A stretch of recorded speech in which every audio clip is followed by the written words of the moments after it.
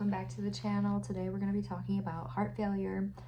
It is when your heart is too weak to pump efficiently, can't provide proper cardiac output, and will suffer low blood flow, high pressure, heart overworks the ventricles, causes ventricular damage.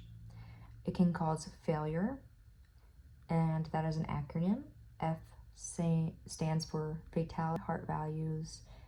A, atrial fibrillation or tachycardia. I, infarction, MI from CAD. L, familial congenital family history. U, uncontrolled hypertension. R, recreational drug use such as cocaine. E, invaders, virus or infection. So like I said, that stands for failure. Those are causes of heart failure. Systolic is squeezing, low affect, less than 45%. Diastolic, the ventriculars are stiff, and different normal affect, and it's 55% higher. Wedge, pressure, greater than 8, hypovolemic, less than 12, hypervolemia. Now we're going to talk about the different types. There's left and there's the right. So let's start with the left side. Left leads to right-sided heart failure. Left, think lungs, can't pump back to lungs, systolic dysfunction, squeezing, and low affect. The acronym drowning when you think of left. Drowning, lungs, fluid in the lungs. So D stands for dyspnea. R, rales, crackles. O, orthopnea. You would need pillows, extra pillows. W, weakness. N, nocturnal proximal dyspnea. I, increased heart rate. N, nagging cough, pink and frothy sputum. G, gaining weight 2 to 3 pounds daily, 5 pounds in a week. You would notify a provider. Now let's go over to right-sided heart failure. Right, can't pump used blood.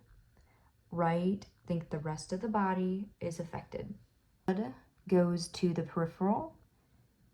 Right, caused by left. Peripheral edema. So think of the acronym swelling.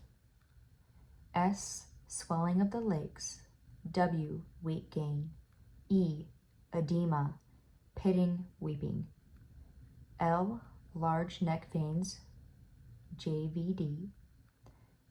L, lethargic. I, irregular heart rate, AFib. N, nocturia.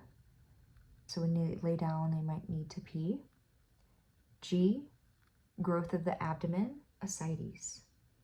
Diagnostic tests. BNP, 100 and below, no failure. 100 to 300, heart failure is present. Higher than 300 is mild. Higher than 600, medium. Higher than 900 is severe. Ejection fraction, percentage of the blood vent with contractions. Hemodynamic monitoring, I have in parentheses RH cath, the swans, GONS, chest x-ray, left H cath, stress test. Nursing interventions, you're going to assess for worsening signs. Sorry, we have a dog intermission. Digoxin, watch heart rate, bradycardia. ACE inhibitors, ARBs, vasodilators, you're going to watch the blood pressure. Diuretics, watch volume and the daily weight and like the status of the urine. Monitor INOs for 2 pounds of fluid. Assess edema. Elevate, legs elevated. High Fowler's. Safety. Static hypertension. Labs, high potassium, hyper or hypo. Bun, I say bun, B-U-N. Creatinine, digoxin levels, BNP, and troponins. Education, 2 grams of sodium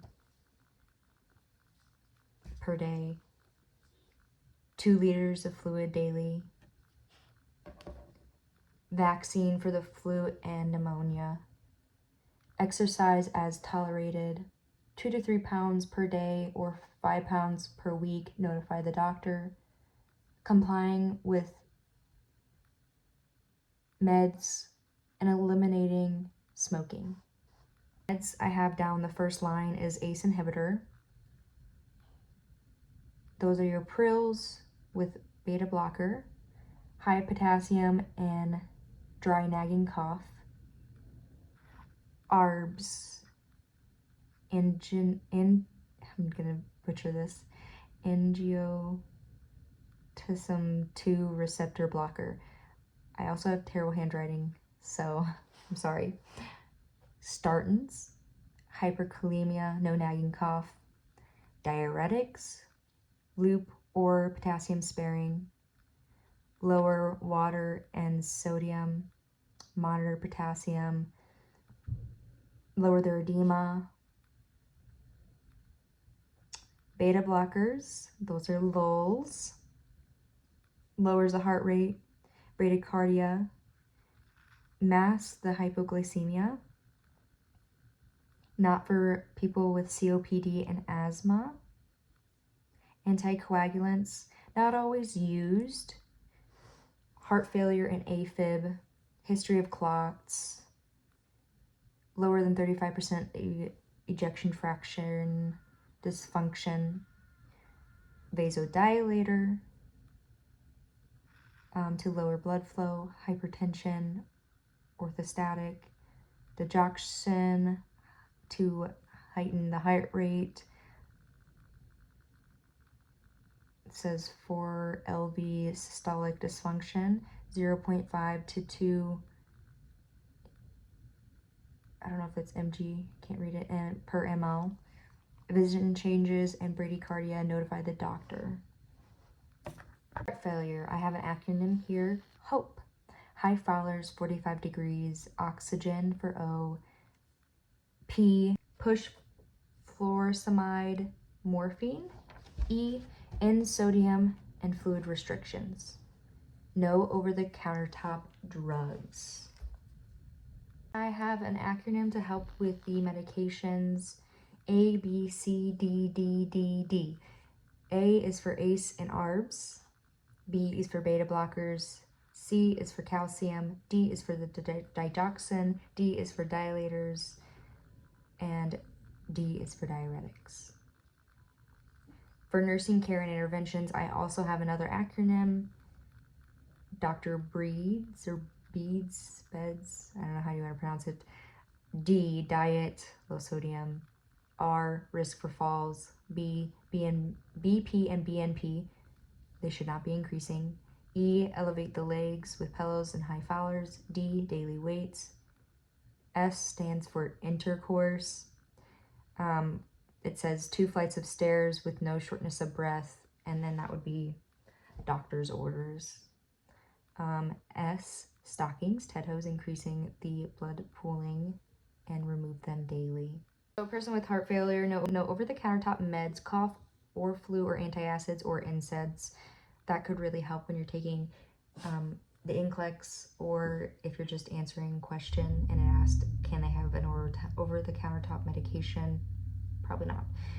No to canned or packaged foods, chips, sauces, meats, cheese, and wine because they're high in sodium. So if you see a question like that, no, the answer is no. Thank you so much for watching. Like, subscribe, and comment down below for more videos, and I hope to see you in the next one. And I hope you learned something. I know I did. Bye!